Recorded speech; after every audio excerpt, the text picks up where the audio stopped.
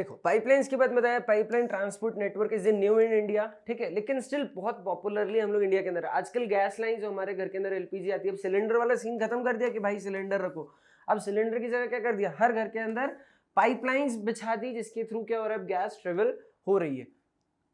These are used for transporting crude oil, petroleum products and the natural gas from the oil and natural gas fields, directly field से, refinery से, हम even अभी तो जो factories, fertiliser factories से सीधे हम लोग को डायरेक्ट एग्रीकल्चरल प्लांट जहाँ पर है वहां पर भी प्रोवाइड, मतलब जो पहुंचने का रूट भी उन्होंने इसके थ्रू बनाया, जो कि बहुत देखो इकोनॉमिकल भी हो गया और बेनिफिट भी हमको मिलने लग गया, वेस्टेज से बच गए हम लोग, ठीक है। थर्मल पावर प्लांट तक भी उन्होंने क्या बताया, यहाँ बिग थर्मल पावर प्लांट तक भी पहुंचाया जा रहा है। बेनिफिट क्या उन्होंने बताया, there are 3 main and important जो रेलवेज हैं, सॉरी पाइपलाइन के नेटवर्क्स हैं, हम लोग रेलवेज कर लें, रेलवेज आ रहा है ना, पाइपलाइन के जो ट्रांसपोर्टेशन है हमारे इंडिया में, देखते हैं कौन कौन से बताया उन्होंने। सबसे पहले बताया पहले नंबर पे, from the oil field in the upper Assam या upper Assam to the Kanpur UP, Assam से कानपुर यूपी के अंदर, वाया कहाँ से, गुवाहाटी, बरौनी एंड इलाहाबाद, ठीक है, इलाहाबाद अब तो बरौनी, इलाहाबाद तो अब किसके अंदर, प्रयागराज हो गया, तो यह गुवाहाटी, बरौनी और इलाहाबाद से कनेक्ट करके यहाँ पर आता है। एंड उन्होंने बताया it has branches from Barauni to Haldia via Rajbandh to Maurigram and Guwahati to Siliguri. अब ये प्लेसेस है जहां पर ये ट्रांसपोर्ट हो रहा है। देखो क्या क्या अच्छे से समझना, अपर असम के अंदर कानपुर से कनेक्ट कर रहा है असम टू कानपुर के लिए, जिसमें गुवाहाटी, ठीक है, बरौनी और इलाहाबाद जिसको प्रयागराज बोला, यहाँ कनेक्ट करा, फिर बरौनी टू हल्दिया और वाया बरौनी से हल्दिया कहाँ से कनेक्ट करा है, वाया राजबंद के थ्रू, राजबंद से कहाँ जा रहा है, Rajbandh to Maurigram, Rajbandh to Maurigram and Guwahati to Siliguri. ये इस तरीके से हम क्या कर रहे हैं, ट्रांसपोर्टेशन, सबसे पहला ऑयल फील्ड जो नेटवर्क हमको देखने को मिले। दूसरे नंबर पे क्या आया, फ्रॉम सलाया इन गुजरात, ठीक है, या सालिया भी बोल सकते हैं, सलाया इन गुजरात टू जलंधर इन पंजाब, ठीक है, सलाया गुजरात से जलंधर पंजाब तक, वाया, ठीक है, विरामगाम जो है, विरामगाम मथुरा, ठीक है, एंड दिल्ली एंड सोनीपत, मतलब ये 4 जगह से कनेक्ट होके गुजरात से जलंधर जाता है, Viramgam, Mathura, Delhi and Sonipat. It has branches, कहाँ इसकी ब्रांचेस हैं जरा देखो, टू कनेक्ट कोयाली कहाँ पर देखने को मिलता है, नियर वडोदरा, गुजरात के अंदर जो है, चक्षु एंड अदर जो भी प्लेसेस हैं वहां पर भी हमको कनेक्ट करने को मिलता है। दिस इज सेकेंड नंबर पे। थर्ड नंबर पे मूव करते हैं, गैस पाइपलाइन फ्रॉम हाजिरा इन गुजरात, ठीक है, हाजिरा गुजरात से आती है, कनेक्ट किसको करती है, Jagdishpur in UP via Vijaypur, ठीक है, विजयपुर इन मध्य प्रदेश, ठीक है, कहाँ से जारी देख लो जरा, हाजिरा गुजरात से जगदीशपुर यूपी और वाया कहाँ से, विजयपुर मध्य प्रदेश से होते हुए। इट हैज ब्रांचेस, कहाँ ब्रांचेस है, कोटा राजस्थान के अंदर, ठीक है, शाहजहानपुर और Babrala and other places in UP, ठीक है, इतनी जगह के अंदर यहाँ पर सारी प्लेसेस में कनेक्ट कर रही है। आगे मूव करते हैं, यहां तक हम लोगों ने भाई साहब पाइपलाइन वाले को भी निपटा दिया। आगे बढ़ते हैं, दैट इज वाटरवेज। देखो समझ में आ रहा है, जहां पर with the help of water हम लोग ट्रांसपोर्ट करते हैं, ठीक है। अब इसके क्या बेनिफिट्स है जरा देखना, ये एक चीपेस्ट वे होता है ट्रांसपोर्टेशन के लिए। क्यों, अभी ये अपना आगे डिस्कस करेंगे चीपेस्ट क्यों बोला, ठीक है। ये जो हैवी और बल्कि जो जितने भी गुड्स होते हैं उनको ट्रांसपोर्ट करने के लिए ये मोस्ट सूटेबल माना जाता है, ठीक है। अब एयरवेज के थ्रू भी जा सकते हैं, रोडवेज के भी जाते हैं, लेकिन मोस्ट सूटेबल ये होता है क्योंकि it is a cheapest form और फ्यूल एफिशिएंट भी होता है, ठीक है, एज कंपेयर टू दूसरे जो हम लोग देखो आगे ना, it is a fuel efficient and environment friendly mode of transportation. अब 2 प्रकार के जो हमारे वाटरवेज होते हैं, दैट इज वन, एक जो इनलैंड होते हैं, जो दूसरे ओवरसीज जो बाहर देखने को मिलते हैं। India has inland navigation waterways of around 14,500 kilometre in length, और 95% ऑफ कंट्रीज ट्रेड वॉल्यूम, मतलब which is 68% in terms of value is moved by the sea। सोचो कितना खतरनाक, इंडिया का 90% ट्रेड वॉल्यूम जो कि वैल्यू के टर्म्स में 68% है, वो किसके थ्रू हो रहा है? सी के थ्रू हो रहा है। waterways that have been declared as the national waterways by the government are, कौन कौन से याद रखना है, इसको पूछ सकते हैं। जैसे हमारे नेशनल हाईवेज है उसको बोलते हैं NH, वैसे ही ये नेशनल वाटरवेज है तो उसको क्या बोलोगे? NW। गवर्नमेंट ने किस किस को डिक्लेयर करा है? सबसे पहले नंबर पे NW number 1, that is Ganga river between Allahabad and Haldia. ठीक है, हल्दिया और इलाहाबाद प्रयागराज, इलाहाबाद और हल्दिया के बीच में कुछ 1620 किलोमीटर का, that is NW number 1। NW number 2 किस पे आता है? ब्रह्मपुत्रा रिवर पे बिटवीन सादिया एंड धुबरी। ठीक है, धुबरी इनके बीच में आ रहा है और इसका कितना है? 891 किलोमीटर देख रखा है। NW number 2। आगे मूव करते हैं। NW नंबर 3 कौन सा आ गया? दी वेस्ट कोस्ट पे है, दी वेस्ट कोस्ट कैनाल इन दी केरला, और भी है। चलो आगे बढ़ करते हैं, और भी मतलब नेक्स्ट स्लाइड पे आ गए अपन लोग। इसके अंदर हम लोग को 4th नंबर का मिला। 4th नंबर पे क्या होता है? स्पेसिफाइड स्ट्रेचेस फ्रॉम, कहां से दिया? Godavari and Krishna rivers. ठीक है, गोदावरी और Krishna rivers along with the Kakinada, Puducherry, और कहां से? ऑफ देखो पौंडीचेरी भी बोल सकते हैं, पुदुचेरी भी बोल सकते हैं। Stretch over canals, it is 1078 kilometres, इसको बोला NW नंबर 4। तो ये कुछ आगे और भी आएंगे, कुछ ये हम लोग के पास इंडिया के अंदर ये 5 ऐसे हैं। देखो जरा एक और देख लेते हैं। 5 ऐसे हैं जिसको हम लोगों ने बताया national waterways. Specified stretches are by river, ठीक है, बरहानी along with the Matai River delta channels of the Mahanadi and Bahamri River in the East Coast Canal 588 kilometers। ठीक है, आगे मूव किया। मेजर सी पोर्ट्स देखो कौन कौन से हमारे इंडिया के अंदर सबसे ज्यादा पॉपुलर, विशाखापट्टनम वाला। ठीक है, विशाखापट्टनम, मुंबई, गुजरात के पोर्ट्स। ठीक है, मैंगलोर का पोर्ट, कोचिन का पोर्ट, तो ये हमारे इधर ये पारादीप, ये कोलकाता। ठीक है, ये हल्दिया जिसके बारे में डिस्कस कर रहे थे। तो मेजर सी पोर्ट जो हम लोग को इंडिया में देखने को मिलते हैं। आगे मूव करते हैं। India has a long coast line, हम लोगों ने पहले डिस्कस कर रखा है। इंडिया के पास सबसे बड़ी कोस्ट लाइन 7516.6 किलोमीटर, और ये कनेक्ट करती है विद 12 मेजर, सोचो 12 मेजर और 187 नोटिफाइड माइनर इंटरमीडिएट पोर्ट्स। इतने सारे पोर्ट्स हमारे इंडिया में हैं। ये देखो जरा सी पोर्ट, जो ये पोर्ट जो वेस्टर्न कोस्ट पे है और ये कोस्ट जो ईस्टर्न कोस्ट पे। ठीक है, कर्नल पोर्ट, मुंबई पोर्ट, ठीक है, जवाहरलाल नेहरू पोर्ट, ये जो मैंगलोर पोर्ट है, ठीक है, मारमगांव पोर्ट है। ये जो पोर्ट्स हैं ये हम लोग को वेस्टर्न साइड देखने को मिलते हैं, और ईस्टर्न कोस्ट पे ये कुछ Chennai port, Visakhapatnam port, Paradip port, Kolkata port, Haldia port, ये कुछ पोर्ट्स हमको देखने को मिलते हैं। ठीक है, अब जरा डिस्कस करते हैं क्यों, कौन कौन से बनाए और इनके बारे में कुछ डिटेल। सबसे पहले कंडला पोर्ट, इसके बारे में क्या बताया? It was the first port developed just after independence to ease the load of Mumbai port.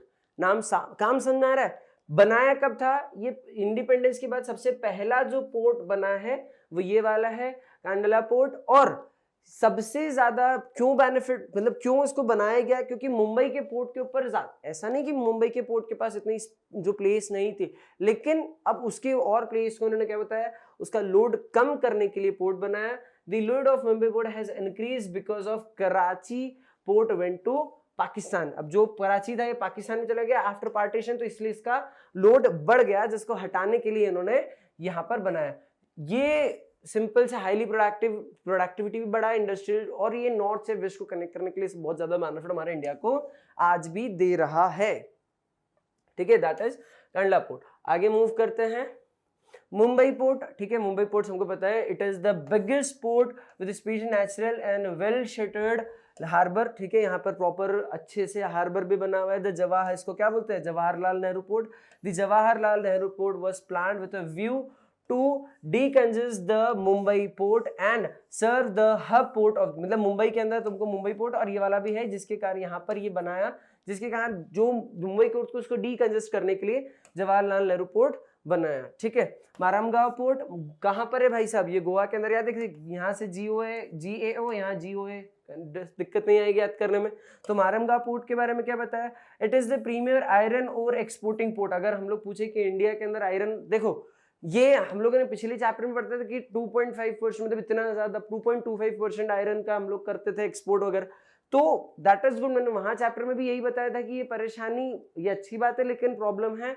अच्छी बात है कि हम लोग तो एक्सपोर्ट कर रहे हैं, प्रॉब्लम इसलिए कि अगर हम आयरन ओर की जगह मतलब रॉ मटेरियल जगह फिनिश गुड्स करते हैं, डायरेक्टली मशीन एक्सपोर्ट करते हैं, तो हम के पास ज्यादा फॉरेन एक्सचेंज आता है या फिर हमारी कंट्री में हम लोग यूज करते हैं, राइट। तो ये उन्होंने बताया country, this port accounts for about 50% of the India's iron ore export, ठीक है।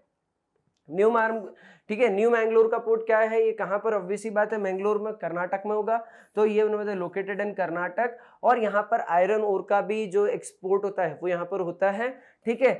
फिर उन्होंने बताया Kochi is the extreme south western port located in the, अब ये दूसरे पोर्ट के बारे में, यहाँ तक ये खत्म, फिर इसके बाद ये दूसरा कोची के बारे में बताया, Kochi is the extreme south west port located at the entrance of the lagoon with a natural harbour. यहाँ पर देखने को मिलता है, दो जगह लिखा था, एक जगह नेचुरल था, एक दो आर्टिफिशियल था, तो यहाँ पर नेचुरल देखने को मिलेगा। आगे मूव करते हैं, ईस्टर्न कोस्ट पे हमारे को क्या क्या देखने को मिले। सबसे पहले तूतीकोरिन, ठीक है, तूतीकोरिन कहाँ पर है, तमिलनाडु के अंदर। This port has a natural harbour, ठीक है, कुछ जगह आर्टिफिशियल थे, यहाँ पर हमको नेचुरल देखने को मिले हैं, तो यहाँ पर नेचुरल हार्बर आया, एंड रिच इन इंटरलैंड, ठीक है। दस इसके बारे में, it has flourishing trade handling of a large variety of cargoes. यहाँ पर ये क्या हो रहा है, ये मूव करते हैं वापस, या large varieties of cargoes even our neighbouring countries like Sri Lanka, Maldives, यहाँ पर भी हम लोग इसमें क्या करते हैं, इनसे ट्रेड करते हैं, मतलब coastal regions of the India, ठीक है। चेन्नई के बारे में बात करते हैं, Chennai is one of the oldest artificial ports in the country, ठीक है। वॉल्यूम के अंदर मुंबई के बाद सेकंड नंबर पे आता है, अगर हम लोग ट्रेड वॉल्यूम के हिसाब से देखें तो चेन्नई, ठीक है। फिर विशाखापट्टनम डीपेस्ट के बारे आया, इसके बाद ये वेल प्रोटेक्टेड पोर्ट है विशाखापट्टनम को। ओरिजिनली उन्होंने क्या बताया, conceived as the outlet for the iron ore exports. Paradip port के बारे में चलते हैं, कहां पर बसा है भाई साहब, ओडिशा के अंदर है, और काय के लिए, ये भी आयरन ओर के एक्सपोर्ट करने में स्पेशलाइज है। फिर कोलकाता के बारे में, कोलकाता एक इनलैंड रिवराइन पोर्ट है, कौन सा बोला, कोलकाता इनलैंड रिवराइन पोर्ट है।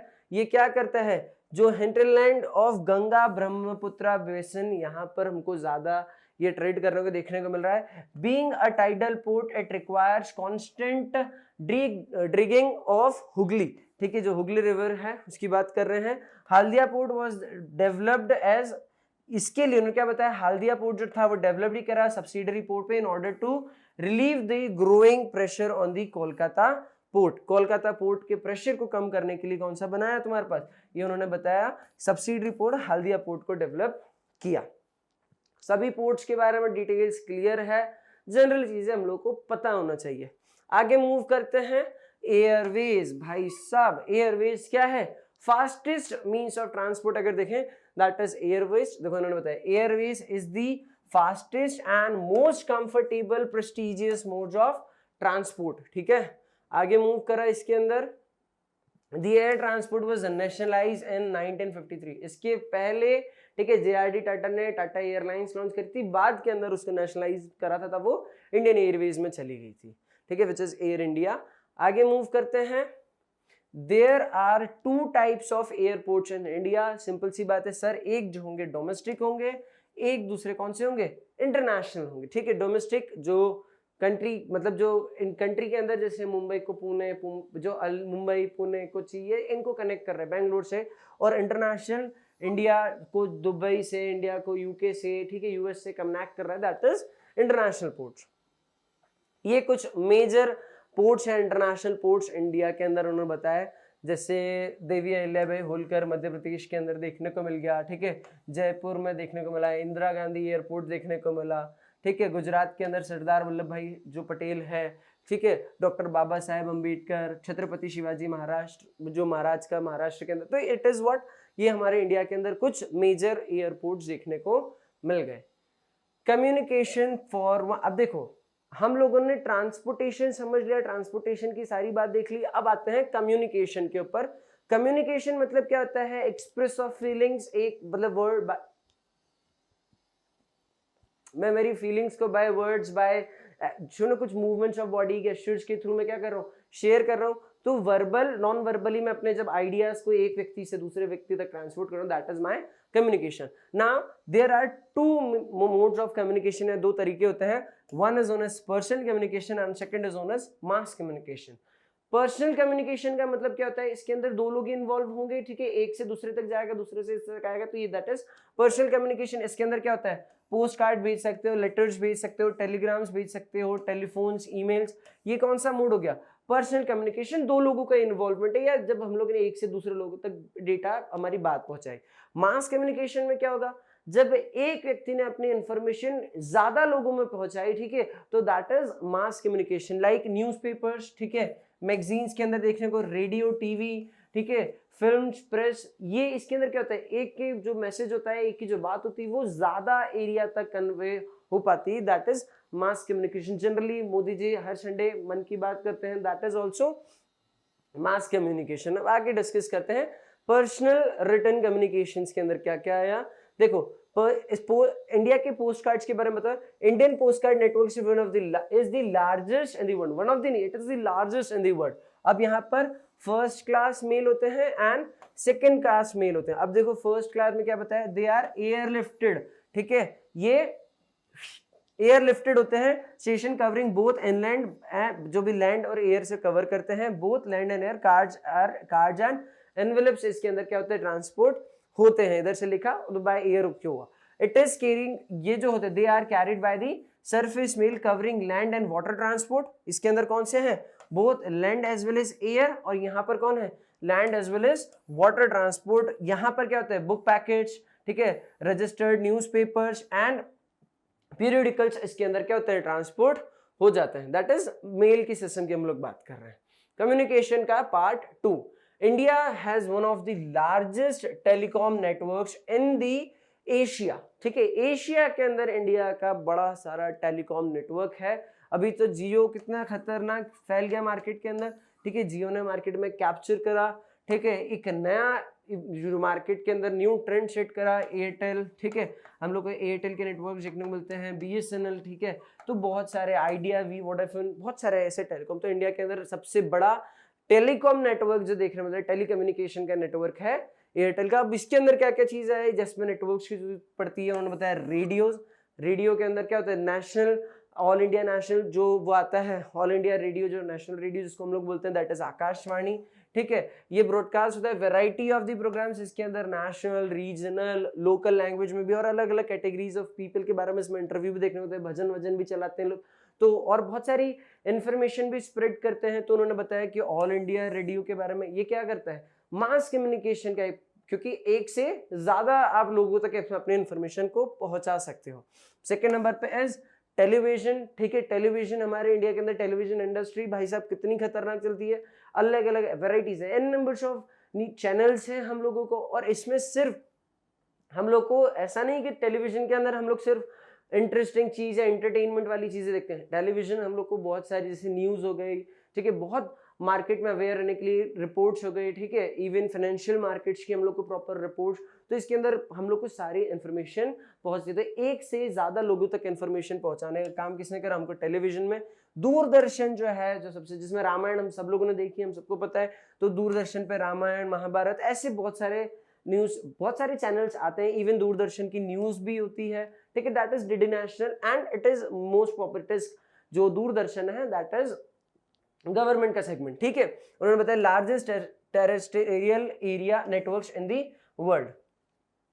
आगे मूव करते हैं। Magazines, we are well aware about this. Magazines, magazine के थ्रू पब्लिश होती है, और इसके अंदर बहुत सारे सुपर, मतलब अलग अलग प्रकार की, कुछ मॉडलिंग की मैगजीन्स अलग होगी, सुपर मॉडल्स रिलीज करते हैं इसके अंदर, कुछ हम न्यूज की मैगजीन्स होती है, ठीक है, कुछ बिजनेस मैगजीन्स होती है, तो अलग अलग मैगजीन्स रिलीज होती है जिसके अंदर इंफॉर्मेशन पब्लिश हुई। India publishes a large number of newspapers and periodicals annually. ये मैगजीन्स के बाद न्यूज़पेपर की बात उन्होंने बताई हमें। आगे बात करते हैं फिल्म इंडस्ट्रीज। हमारे इंडिया के film industry mostly popularly known as Bollywood. और भी हमारे पास अलग है, जैसे साउथ में चले जाए तो वहाँ अलग इंडस्ट्री देखने को मिल जाती है हम लोग को, ठीक है। तो बिहार में अभी बोल रहे हैं नई इंडस्ट्री, तो हर जगह अलग अलग अपनी इंडस्ट्री डेवलप है। इंडिया के अंदर उन्होंने बताया कि largest producer of feature films देखने को मिलते हैं, ठीक है। ऑल्दो हॉलीवुड भी है, बहुत सारे अलग अलग जगह है, लेकिन इंडिया लार्जेस्ट है। हमारे इंडिया के अंदर क्या क्या, देखो ये इसके अंदर आ जाता है वापस। इंडिया ने बहुत सारी साइलेंट, जो सबसे पहले silent movies black and white थी, ये सब करते करते आज बहुत सारी मूवीज शॉर्ट फिल्म्स भी बनाते हैं, ठीक है। तो उसके कारण अब इंडिया का जो नेटवर्क है वो बहुत स्ट्रांग हो चुका है, बहुत बड़ा नेटवर्क हो चुका है, ठीक है। आगे बात करते हैं इंटरनेशनल ट्रेड की। इंटरनेशनल ट्रेड मतलब क्या होता है भैया? ट्रेड मतलब सिंपल सा buying and selling of goods and services, that is simply known as trade. Now when we do trade with, मतलब व्हेन वी डू ट्रेड, अगर मैं बोलूं हम ट्रेड करने की बात कर रहे हैं, तो व्हेन वी डू ट्रेड, 3 बार बोल चुका हूं मैं इसको, जब अक्रॉस दी हम लोग जियोग्राफिकल बाउंड्री से ट्रेड करते हैं, दैट इज हम लोग का इंटरनेशनल ट्रेड, ठीक है। जब दो बाउंड्रीज क्रॉस हो रही, दो कंट्रीज के या दो नेशंस के रेसिडेंट्स के बीच में ट्रेड हो रही, दैट इज इंटरनेशनल ट्रेड। ये ट्रेड के बारे में बताया। Market is a place where buyers and seller meet, जहां पर buying and selling of goods and service होती है। तो उन्होंने बताया it is a place where such exchanges takes place. International trade clear है हम लोग को। Trade between two countries is known as international trade. आगे मूव करते हैं बैलेंस ऑफ ट्रेड। अब देखो बैलेंस ऑफ ट्रेड का मतलब क्या होता है? It is just balance between किसके बीच में? सर इंडिया ने कितना माल, जब हम लोग हमारी कंट्री से फॉरेन कंट्री बाहर माल भेजते हैं या बेचते हैं, that is known as export, ठीक है। और जब हम लोग फॉरेन कंट्री से हमारे यहाँ माल मंगाते हैं, that is known as import, ठीक है। तो एक्सपोर्ट और इंपोर्ट के बीच का जो बैलेंस है, that balance is known as balance of trade. अच्छा तुम लोग ये बताओ क्या बेनिफिट होता है हमारे इंडिया के लिए जब हम ज्यादा एक्सपोर्ट करें कि जब ज्यादा इंपोर्ट करें? सिंपल सर, जब ज्यादा एक्सपोर्ट करें। क्यों? क्योंकि जब ज्यादा एक्सपोर्ट करेंगे तो क्या होगा, हमारे पास बेनिफिट आएगा, हम लोग के पास ज्यादा फॉरेन एक्सचेंज आएगा, फॉरेन करेंसीज हमारे पास आएगी, तो हम लोग ज्यादा मतलब हम लोग के ज्यादा डेवलपमेंट होगा। तो इसने बताया कि बैलेंस ऑफ ट्रेड। अब जरा डिस्कस करते हैं बैलेंस ऑफ ट्रेड को। क्या बताया इन्होंने? The balance of trade is the difference between import and export. आगे मूव किया फेवरेबल बैलेंस ट्रेड। देखो दो प्रकार की ट्रेड हुई, मगर मैं BOT लिख देता हूं उसको, बैलेंस ऑफ ट्रेड। दो प्रकार की बैलेंस ऑफ ट्रेड हुई, एक को बताया फेवरेबल और एक को बताया होगा अनफेवरेबल। फेवरेबल का मतलब क्या हुआ? फेवरेबल अभी जैसे सिचुएशन डिस्कस करती where exports are more than imports, ठीक है। और अनफेवरेबल कम होगी जब ऑब्वियस ही बात है एक्सपोर्ट्स कम होंगे इंपोर्ट से, मतलब इंपोर्ट ज्यादा होंगे। अब अगर इसका कॉमन सीन देखो, जब हम एक्सपोर्ट ज्यादा करेंगे तो हमारे पास ज्यादा फॉरेन करेंसी आएगी। से फॉर एग्जांपल $100 मेरे पास फॉरेन कंट्री से आए, ठीक है। ये मैंने क्या करा, एक्सपोर्ट करा, और मैंने सिर्फ $20 ही वहां पर से इंपोर्ट करता हूं, मैंने सिर्फ वहां 20 ही दिए, तो मेरे पास सरप्लस के अंदर मैं $80 सरप्लस में रहा हूं। लेकिन अगर यही सिचुएशन उल्टी हो जाए तो, कि मैंने तो विदेश से $100 का मंगाया, लेकिन मेरे यहाँ से सिर्फ $20 का, तो मेरी जेब से तो $80 उनके पास गए ना, तो ये मेरा नुकसान हुआ। तो इन्होंने यही बताया that is this is favourable trade and this is unfavourable balance of trade. फटाफट देख लेते हैं, जब नॉर्मल कोई दिक्कत तो नहीं, फटाफट रीड कर लो। Favourable balance of trade. आगे मूव करते हैं अनफेवरेबल बैलेंस ऑफ ट्रेड। फटाफट डेफिनेशन रीड आउट हो गई। चलो आगे मूव करें।